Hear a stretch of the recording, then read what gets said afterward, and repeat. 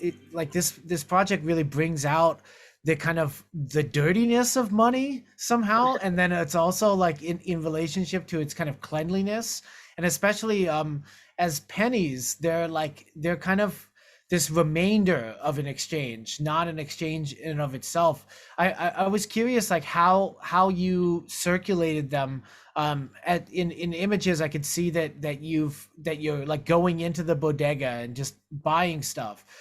What was it like to get these things out there? Yeah, it is not easy to circulate 120,000 pennies into the economy. And also, because of the pandemic, there was a national coin shortage Mhm. that most people don't know about. You only know about it if you're in a low economic position and you're unbanked, or Mhm. you're relying on cash flow, which most people aren't. So there was like quite a serious, it was called a national coin shortage, but there was no shortage of money. They actually overproduced pennies because of it. There's 30 million pennies are made a day by the US Mint. I mean, just get that through your head. Okay, so it's a ridiculous amount of overproduction Mhm. of coinage, and they overproduced. But what happened was, because of the dirtiness of money, people were scared to touch it. And secondly, you had lockdown, so Mhm. people weren't going out to spend money. So it wasn't that there wasn't money, it's that it wasn't circulating. So it's a Mm. problem of circulation. And so I couldn't get, I needed 120,000 2020 uncirculated pennies. That was like the project. So I became really close with the senior advisor to the Mint. He like completely helped me. And I didn't tell him what the project was. He was one of my awesome guys who, like, very early on recognized it was better to not know for Mhm. himself. And but he helped me, and eventually he helped me procure the money. And then once I had them laser engraved, I hired Brinks, which is The security the company. interesting thing about how money gets around. The only private sector in the circulation of money is the armored carriers. And Mhm. my guy at the Mint said that he thinks the only reason we still make pennies and nickels is because the armored carrier facilities are so powerful with their lobbies and make so much money off people with the circulation of money, that that's why we still make money. That was his point. So I hired Brinks and used them to distribute the money. But the way armored carriers work is they usually take money to banks and very large retailers, like a Walmart or Mhm. something like that.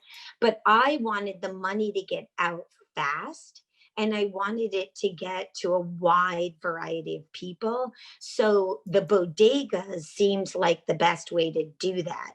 So initially, I made a series of routes. That's what you had to do with the Brinks. You had to like hire them and give them maps.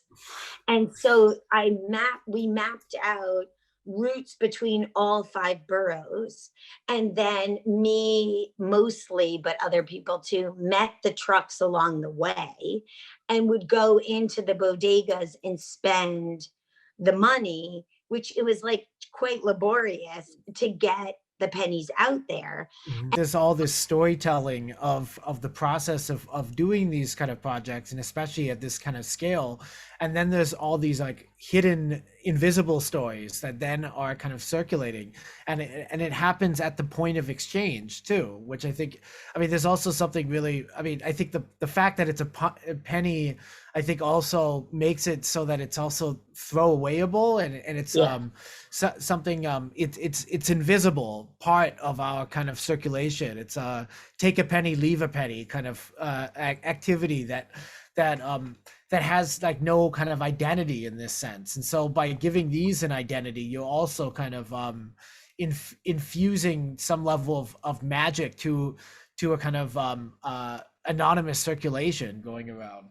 Where economists were often writing was how much time is wasted. That's what they talked about for the transaction of actual money, coins and dollars, that it takes like 5 seconds or 7 seconds longer to transact physical money than digital money. And it's also such a, that's also an ascribing of value, that time that you're talking to someone when you're exchanging is wasted, Mm-hmm. whereas for me, like just before here, I went to go buy coffee in this town that I love, and they know what coffee I want when I get there, and there's like that's like meaningful to Mm-hmm. me, and so those interactions are also valuable. And yet the way an economist is seeing that, that's like not efficient, that my stopping for a second to exchange the money and talk to them is a waste of time and slowing down their business, Mm-hmm. Right.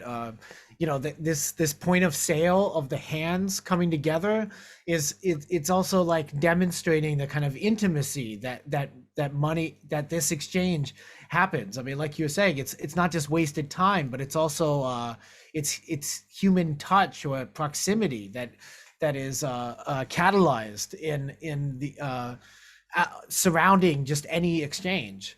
And I think that there's yeah, you're kind of inducing this type of intimacy that happens even in the kind of anonymous capitalist circulation.